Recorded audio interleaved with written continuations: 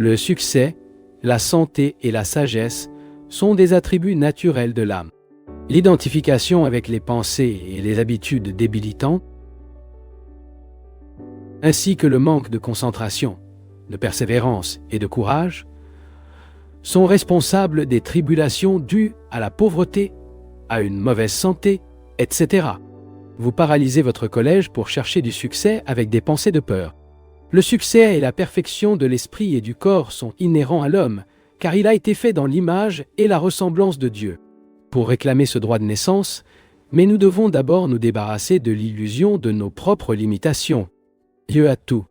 Sachez donc dans n'importe quelle situation qu'en tant qu'enfant de Dieu, vous avez tout ce qui appartient au Père. Non. Wow. Mais vous préférez être imparfait et pauvre. La conscience de posséder tout doit être une habitude mentale de chaque personne. Une nouvelle journée est une nouvelle opportunité pour l'ego humain, pour entreprendre de plus en plus d'actions héroïques. Faites face à chaque personne et à toutes les circonstances du champ de bataille de la vie avec le courage du héros et le sourire du conquérant. Quoi que vous soyez croisé sur votre chemin ou exigez votre attention, vous devez être considéré comme un devoir.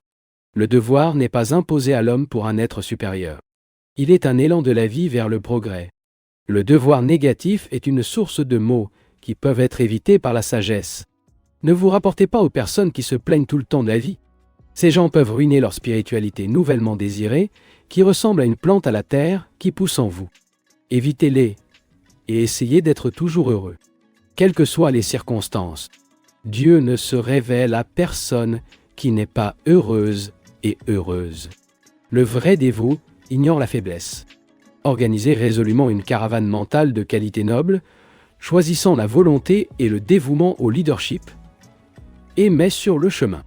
Sachez avec une foi inébranlable que tous les cœurs sont interdits du cœur, les rappels du désir finiront par gagner la liberté.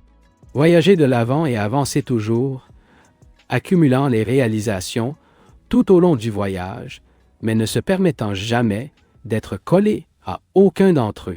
Il ne repose qu'après avoir atteint son objectif. C'est le vrai dévot. Le changement, même pour le mieux, est souvent vu avec suspicion. Si je renonce à tout, pensez-vous généralement que les gens ne vous retrouverez-vous rien? Il faut du courage pour modifier la connaissance de l'inconnu. Il n'est même pas facile de remplacer une douleur connue d'un bonheur inconnu, et donc incertain. L'esprit est comme le cheval, qui a tiré son wagon de livraison pendant des années. Il s'est habitué au chemin quotidien et ne peut pas être facilement convaincu de changer de cap. Monde ne renoncent pas sans moins à leurs anciennes habitudes, même s'ils savent qu'ils ne font que souffrir. Des modifications bénéfiques doivent être reçues avec courage. Si les espoirs de meilleures choses sont annulés pour la peur de leur obtenir, l'esprit ne sera jamais en paix. Acceptez le changement comme la seule constante de vie. Notre vie est une procession sans fin de gains et de pertes, de joie et de peine, de rêves et de déceptions. À l'heure actuelle, nous nous sentons menacés par la tempête des malheurs. Et un instant plus tard, une bande d'argent illumine les nuages sombres. Et bientôt, comme dans un col magique, les cieux redeviennent bleus. Celui qui cherche sincèrement dans la pratique, contrairement à celui qui cherche dans le fauteuil et gaspille la vie en train de ruminer les théories intellectuelles, est enthousiaste à l'idée de penser à la tâche difficile à venir. Le guerrier authentique, même s'il a peur, se jette courageusement pour se battre lorsque la force de son bras devient nécessaire. Le véritable grimpeur, bien que craint, face à la pente abrupte qui devrait grimper, se préparait résolument à le conquérir. Et l'homme sincère à la recherche de la vérité se dit « Je sais que la perfection est une tâche ardue, mais je ferai tout pour l'atteindre. Avec l'aide de Dieu, le succès sera à moi. » Méduisant sans relâche jour après jour, il prend finalement conscience de son corps et récupère la perception de la bénédiction intérieure divine qu'il avait perdue depuis longtemps. Déborder l'humeur, peu importe à quel point la faim, l'indulgence sensuelle, l'échec et la déception sont devenus arides, durs et secs. Il peut être arrosé et fertilisé par les eaux vivantes de la communion intérieure. Votre enthousiasme spirituel, long couvert, peut venir vivre de nouvelles Il vous suffit de boire à nouveau le vieux vin de communion avec Dieu. Dans le domaine de la fervente entreprise spirituelle, offrez la terre douce des perceptions renouvelées de l'âme, les graines du succès spirituel, et les voies dans une récolte de joie divine. Au lieu de se sentir en retard et de décourager par ce qui est censé être une tribulation, remerciez Dieu pour l'opportunité de découvrir ce dont vous avez besoin pour apprendre et unir défis. La meilleure façon de faire avec le karma est de faire face aux défis de la vie avec la jeunesse et le courage. Si vous craignez quelque chose, ce karma n'a pas encore été résolu. Pour l'éliminer, n'essayez pas d'échapper aux provocations auxquelles vous devez affronter. Il s'élève au-dessus d'eux, courageusement, s'accrochant à la joie divine intérieure. En tout temps, vous avez le courage, la force et l'intelligence nécessaires pour surmonter toute difficulté illusoire. Restez serein, physiquement et mentalement. Installez-vous dans votre centre d'équilibre intérieur et communiquez avec le Père, et il la pointera comme terminé. Dites toujours vous-même, ma tâche est la plus fascinante de toutes. Cela me tient tellement occupé qu'il ne reste plus de temps ni d'énergie pour être agité aux affaires des autres. Je m'engage à mettre la mission à échapper à l'ignorance de la compréhension et de l'illumination. Cette tâche monopolise toute mon attention à la maîtrise des pensées et des émotions du choléra, de l'envie, de la fierté, de la vengeance, de la peur, du manque et de la maladie. Je dois reconnaître et éliminer de tels obstacles pour toujours. Ainsi, lorsque les derniers vestiges du déni disparaissent, l'eau pure de la vie peut germer et se déplacer librement à travers moi pour bénir tout le monde. C'est mon travail. Pourriez-vous me contenter de moins? La colère n'est pas un antidote à la colère. La colère violente peut supprimer une colère plus faible, mais ne l'éteindra jamais. Lorsque vous êtes en colère, ne dites rien. Considérez la colère comme une maladie, un rhume, par exemple, et le traitez comme les bains chauds de la mémoire des personnes que vous ne pourriez jamais se mettre en colère, peu importe ce qu'ils ont fait. Si votre colère est très violente, prenez une douche froide, vaporisez votre tête d'eau douce ou mettez de la glace dans le cordon et les tempes, juste au-dessus des oreilles, haut sur la tête et le front, en particulier entre les sourcils. Lorsque la colère s'enroule, tournez le mécanisme de sérénité. Laissez-le tourner les engrenages de la paix, de l'amour et du pardon. Détruisez la colère contre ses antidotes. Tout comme vous n'aimez pas les autres pour craquer avec vous, les autres n'aiment pas être la cible de votre colère prématurée. Pensez à l'amour. Lorsque vous imitez le Christ et voyez l'humanité comme des frères et sœurs qui se blessent, car ils ne savent pas ce qu'ils font, il ne peut se sentir en colère contre personne. L'ignorance est la mère de toute colère. Améliorez la raison métaphysique et, avec elle, éliminez la colère. Essayez de voir en qui il ne fait pas un enfant de Dieu, un petit frère de 5 ans, qu'il a involontairement blessé. Vous, bien sûr, ne pensez même pas à vous blesser aussi pour vous venger. Liquide le colère, se disant que je n'empoisonnerai pas ma paix avec colère. Je ne dérangerai pas mon calme habituel, source de joie, avec irritation. Un désir insatisfait entraîne généralement la colère. Tout d'abord, découvrez si votre désir était bon ou mauvais. Si c'était mauvais, n'hésitez pas à ne pas avoir fait quelque chose de mal. Restez calme. Fermez-vous. Lorsque la colère survient, nous oublions notre position. Et lorsque nous oublions notre position, nous faisons de mauvaises choses, se transformant ainsi en instruments d'ignorance. Si quelque chose ne va pas bien, corrigez l'erreur. Examinez les faits avec l'intelligence et la sérénité. La loi divine vous fournira la lucidité. Si vous voulez soumettre une personne, faites-leur casser votre épée. Surmontez le mal avec amour. C'est une force divine, beaucoup plus puissante que la colère. La personne stricte doit vous prendre un océan d'amour et de sérénité qui éteindra les flammes de la colère. Apprenez à donner l'amour, le calme et la compréhension à ceux qui sont rétrécissent. Lorsque vous vous sentez en colère, c'est comme si vous étiez dans un four bas. Tous leurs nerfs, cellules et viandes sont cuits dans la chaleur de la colère, ce qui cause parfois à mort.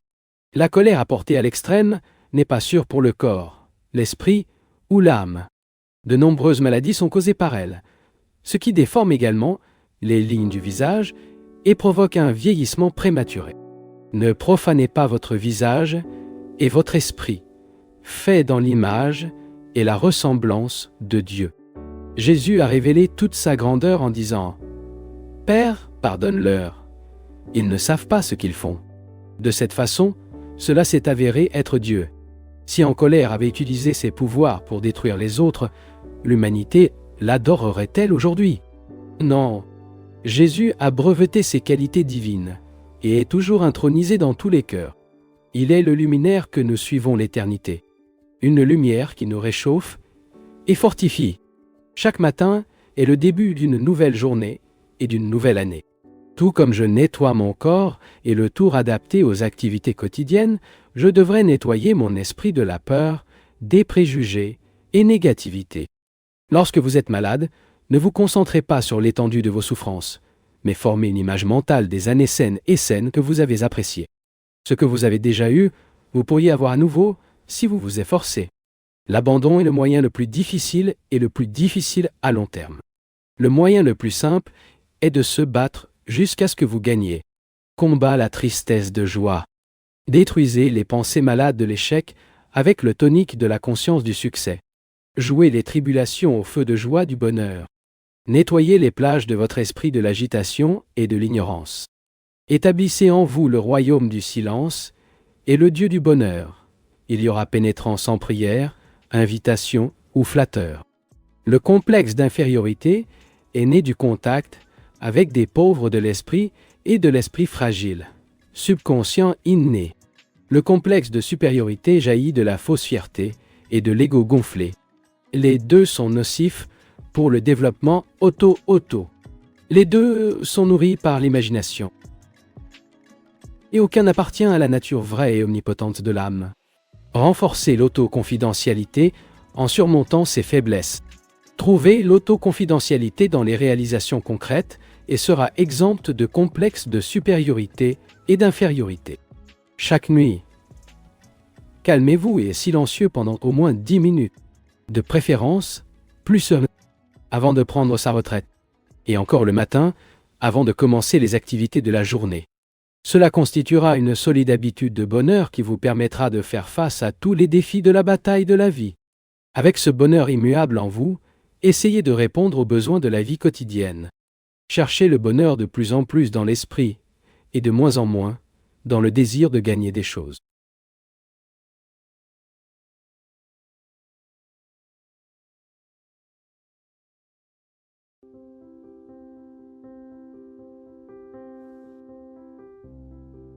Né en Inde le 5 janvier 1893, Paramahansa Yogananda a consacré sa vie à aider les gens de toutes les races et des croyances à comprendre et à manifester plus pleinement dans leur vie la beauté, la noblesse et la vraie divinité de l'esprit humain.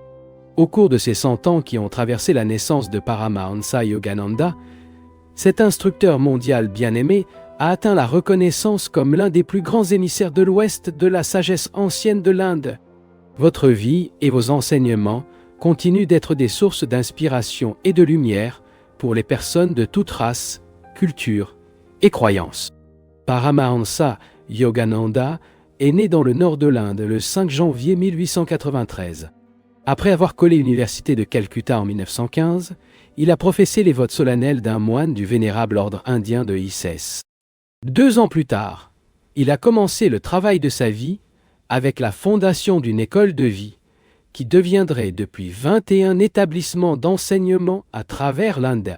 Il y avait des matières académiques traditionnelles, ainsi que la formation et l'éducation au yoga dans les idéaux spirituels. En 1920, Sri Yogananda a été invité à être délégué de l'Inde à un congrès international de religieux libéraux à Boston, Massachusetts. Son discours au congrès, traitant du thème de la science de la religion, a été reçu avec enthousiasme.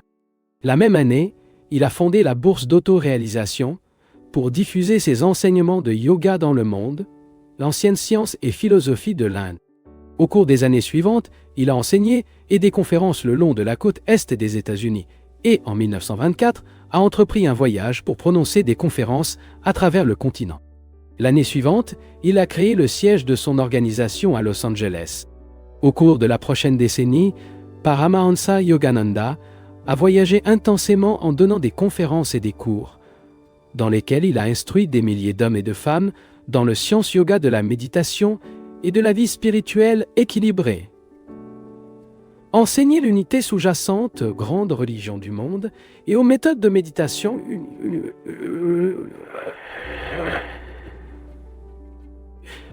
aux étudiants actifs de leurs enseignements réels, ont présenté les techniques de Kriya Yoga, qui produisent l'éveil de l'âme et constituent une science spirituelle sacrée, dont l'origine en Inde remonte à des millénaires.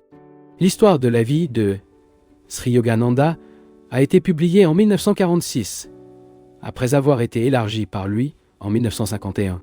La cupidité, comme une étape importante dans la littérature spirituelle depuis sa première édition, reste l'un des livres les plus respectés et les plus lus sur le yoga et la pensée orientale.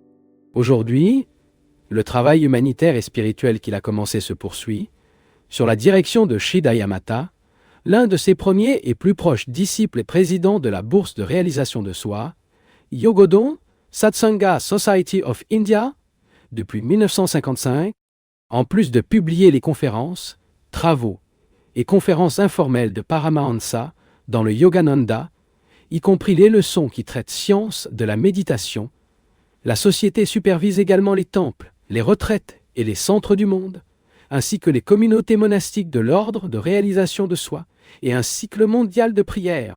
À travers sa vie et ses enseignements, Paramahansa Yogananda a contribué à une œuvre d'un large éventail pour promouvoir une plus grande conscience et une meilleure appréciation à l'ouest de la sagesse spirituelle de l'Est de. Dans un article sur la vie et le travail de Sri Yogananda, le Dr Kinshaw Jr., professeur de religion comparative et sanskrit du Claremont College, a écrit Paramahansa Yogananda en Occident, non seulement la promesse éternelle que l'unité est possible de réaliser, nous offre, mais aussi une méthode pratique par laquelle ceux qui aspirent à la spiritualité dans tous les modes de vie peuvent poursuivre cet objectif rapidement. Apprécié en Occident au départ, uniquement au niveau le plus élevé et abstrait, l'héritage spirituel de l'Inde est désormais accessible comme expérience pratique pour tous ceux qui aspirent à connaître Dieu. Non pas dans le bayon, mais ici et maintenant. Yogananda a mis dans toutes les méthodes de contemplation les plus élevées. Paramahansa Yogananda est entré à Mahasamadhi, le temps ultime qu'un yoga quitte consciemment son corps à Los Angeles, en Californie, le 7 mars 1952. Après avoir terminé son discours sur le banquet en l'honneur de son Excellence Binay Sen, ambassadeur de l'Inde, l'instructeur du grand monde a démontré la valeur du yoga non seulement dans la vie, mais aussi dans la mort. Des semaines après une fête, son visage inchangé brillait avec la splendeur divine de l'incorruptibilité. Monsieur Ariau, directeur du cimetière Forest Lawn de Los Angeles, a envoyé à la Bourse de réalisation de soi une lettre certifiée à partir de laquelle les extraits suivants sont extraits. L'absence de tout signe visible de décomposition dans le cadavre de Paramahansa Yogananda est le cas le plus extraordinaire de notre expérience. Aucune désintégration physique n'était visible dans le corps, même 20 jours après la mort. Aucune indication de bolor n'a été révélée sur sa peau et aucune sécheresse ne s'est produite dans les tissus organiques. Un tel état de préservation parfaite d'un corps, en ce qui concerne nos connaissances dans les annales mortuaires, est quelque chose sans parallèle. En recevant le corps de Yogananda, le personnel du cimetière s'attendait à observer, à travers la couverture du verre de cercueil, les signes habituels et progressifs de décomposition physique. Notre admiration s'est développée au fil des jours, sans apporter de changement visible dans le corps sous observation. Le corps de Yogananda est resté évidemment dans un état phénoménal d'immuabilité. Aucune odeur de décomposition n'a émané de votre corps à tout moment. L'apparition physique de Yogananda le 27 mars, juste avant de placer le couvercle en bronze dans l'arrivée, était la même que le 7 mars. Il semblait, le 27 mars, plein de frais et intact par la corruptibilité, comme la nuit de sa mort. Le 27 mars, il n'y avait aucune raison de si vous affirmer que votre corps avait subi une désintégration physique visible. Pour ces raisons, nous déclarons à nouveau que le cas de Paramahansa Yogananda est unique dans notre expérience. Le potentiel infini du son vient du verbe créatif, Om, la puissance cosmique vibratoire qui sous-tend toutes les énergies atomiques. Tout mot prononcé avec une compréhension claire et une concentration profonde est capable de se matérialiser. Les mots saturés de sincérité, de conviction, d'intuition et de foi sont comme des bombes vibratoires, très explosives qui, lorsqu'elles sont activées, fragmentent les roches des difficultés et créent le changement souhaité. L'habitude mentale de maladie ou de santé a une puissante influence. La pertinèse, les maladies physiques ou mentales, ont toujours des racines profondes dans le subconscient. La maladie peut être guérie en arrachant ses racines cachées. C'est pourquoi toutes les déclarations de l'esprit conscient doivent être suffisamment intenses pour imprégner le subconscient, ce qui, à son tour, influence automatiquement l'esprit conscient. Ainsi, de fortes déclarations conscientes réagissent sur l'esprit et le corps, agissant à travers le subconscient. Des déclarations encore plus fortes atteignent non seulement le subconscient, mais aussi l'esprit superconscient, l'entrepôt magicien des pouvoirs miraculeux. Les répétitions intelligentes, patientes et attentionnées font des merveilles. Les affirmations pour la guérison des troubles chroniques, physiques ou mentaux, devraient être répétées souvent, profondément et ininterrompues, ignorant complètement les conditions contraires ou inchangées, le cas échéant, jusqu'à ce qu'ils deviennent une partie intégrante des convictions intuitives profondes de la personne. Choisissez votre déclaration et répétez-la en entier, d'abord à haute voix, puis doucement et plus lentement, jusqu'à ce que votre voix devienne un murmure. Ensuite, progressivement, dites mentalement seulement, sans bouger votre langue ou vos lèvres, jusqu'à ce que vous vous sentiez une concentration profonde et ininterrompue. Pas inconscient, mais une séquence pensée profonde ininterrompue. Si vous continuez avec votre déclaration mentale, en plongeant de plus en plus profondément, vous ressentirez un sentiment croissant de joie et de paix. Pendant l'état de concentration profonde, sa déclaration sera mélangée au courant subconscient pour revenir plus tard, renforcée avec le pouvoir d'influencer l'esprit conscient par la loi de l'habitude.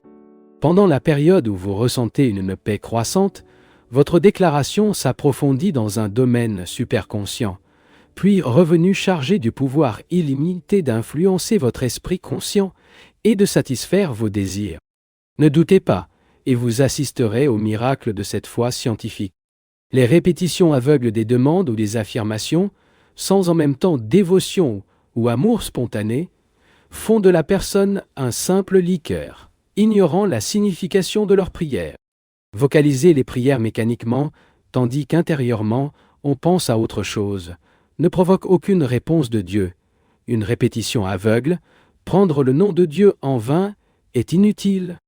Répéter une demande ou une prière à plusieurs reprises, à haute voix ou mentalement, et avec une attention et une dévotion de plus en plus profondes, spiritualise la prière et transforme cette répétition convaincue et consciente en une expérience superconsciente. Méditez sur le sens de la demande que vous avez choisie jusqu'à ce qu'elle fasse partie de vous. Saturez l'ordre avec une dévotion lors de la méditation dessus.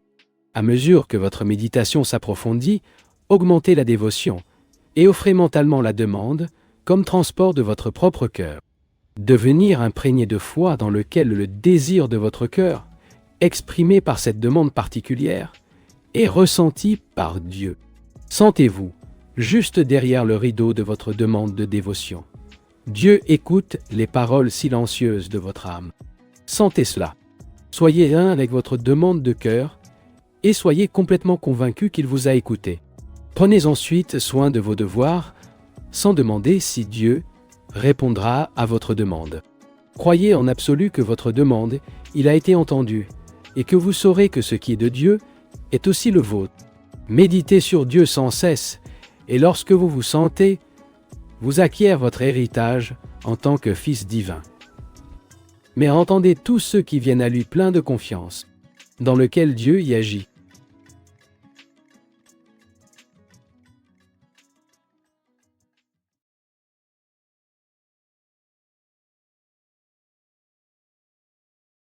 Eh bien, si tu es encore ici, c'est que tu es prêt à changer.